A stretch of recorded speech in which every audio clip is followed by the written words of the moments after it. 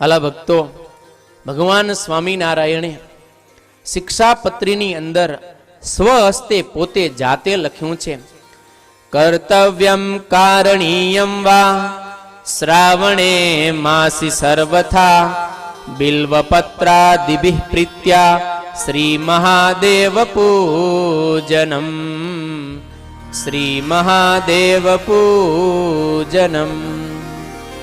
ભગવાન સ્વામિનારાયણ કહે કે અમારા આશ્રિત ભક્તજનોએ શ્રાવણ માસને વિશે અતિશય પ્રીતિપૂર્વક મહાદેવજીનું બિલ્વપત્રાદિક વડે પૂજન કરવું. જો પોતે પૂજન ન કરી શકે, અસમર્થ હોય, તો કોઈક ભૂદેવ દ્વારા, પૂજારી દ્વારા, સાધુ સંતો દ્વારા પણ પૂજન કરાવવું. કેનો આદેશ છે આ? ભગવાન સ્વામિનારાયણનો. વળી ભગવાન સ્વામિનારાયણે આ રામાયણની કથાનું શ્રવણ કર્યું છે. ઘણી વખત સમાજની અંદર એવી વાતો થતી હોય કે એવી માન્યતા હોય કે આ સ્વામિનારાયણ સંપ્રદાય વાળા છે એ બીજાને ઓછા માને. પણ આપણે રાપર તો સાક્ષી છે. હા, 1 મહિનો સુધી ભાગવત કથા કરી. કેના ચરિત્ર ગાયા? ભગવાન શ્રી કૃષ્ણના. અને હવે ભગવાન રામના આપણે 9 દિવસ સુધી ચરિત્ર ગાવાના છે. અને કોણ ગાશે?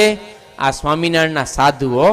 માટે ક્યારે કોઈ મનમાં એવો ભાવ ન લાવતા કે આ સ્વામિનારાયણના સાધુ એ સ્વામિનારાયણ સિવાય કોઈને માનતા નથી. ના ભાઈ, આ સ્વામિનારાયણના સંતો ભગવાન રામ, ભગવાન કૃષ્ણ, ભગવાન સ્વામિનારાયણ, ભગવાન મહાદેવજી આમાં ક્યારેય ભેદ નથી કરતા.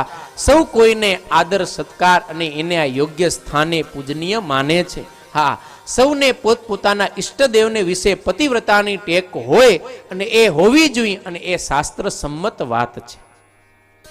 માટે ભગવાન સ્વામિનારાયણે 7 મહિના સુધી રામચરિત માનસની કથા સાંભળી. કેટલા મહિના સુધી?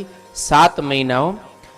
નિર્જલા એકાદશી એટલે કે જેઠ સુદ એકાદશી થી ભગવાન સ્વામિનારાયણે રામચરિત વાલ્મીકી રામાયણનું શ્રવણ કરવાનું ચાલુ કર્યું. અને પોષ સુદ એકાદશી સુધી 7 મહિના સુધી ભગવાન સ્વામિનારાયણે પોતાના ભાઈઓને સાથે રાખી હરિસ્તુ તત્ર નિવસન આરસમ રામાયણમ નૃપ ભ્રાતૃભ્યામ સહ શુશ્રુષ તદેક્ષત તદાગમમ. જ્યારે ધર્મકુળ વરતાલની એટલે કે દ્વારકાની યાત્રા કરવા માટે ગયું, દ્વારિકાની યાત્રા કરીને ધર્મકુળ પાછું આવ્યું, ત્યારે ભગવાન સ્વામિનારાયણે 7 મહિના સુધી કન્ટિન્યુ વાલ્મીકી રામાયણની કથાનું શ્રવણ કર્યું. અને શ્રાવણ મહિનામાં ભગવાનની કથા સાંભળવીને એ જ સૌથી મોટો લાભ. અને એમાંય પાછા રામના ચરિત્રને ભગવાન મહાદેવની સન્મુખ બેસીને સાંભળીએ, આ એક અતિ મોટો દિવ્ય લાભ છે.